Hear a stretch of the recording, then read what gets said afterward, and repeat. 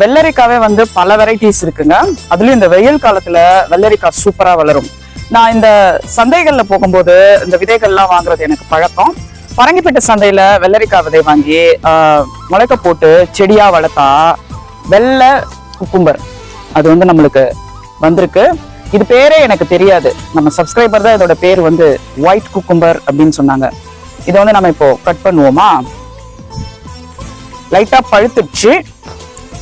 இதை நான் ஒரு அறுவடை வீடியோல சொன்னேன். இது பாருங்க இந்த மாதிரி இருக்கு, வெள்ளையா குக்கும்பர் இருக்குமா அப்படின்னு. அப்புறமா கூகுள்ல சர்ச் பண்ணா இந்த வெள்ளை குக்கும்பர் வந்து இருந்துச்சு.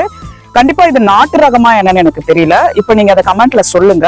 ஏன்னா சந்தைகள்ல வந்து நாட்டு ரக விதைகள் தான் விற்பாங்க. ஆனா இது வந்து நான் ஹைபிரிட் அப்படின்னு நினைக்கிறேன். மேபி அவர் விதையை வந்து கலந்து கொடுக்கலாம் அப்படின்னு நினைக்கிறேன். கீழே போய் இதை ரெண்டா கட் பண்ணி நம்ம பார்ப்போம். இது லைட்டா முத்தி போயிடுச்சா, வெள்ளரிக்காய் வந்து கசக்கிற தன்மை உடையது, அந்த மாதிரி ஏதாவது இருக்கா அப்படின்னு பார்த்துட்டு உங்க கூட நான் ஷேர் பண்றேன்.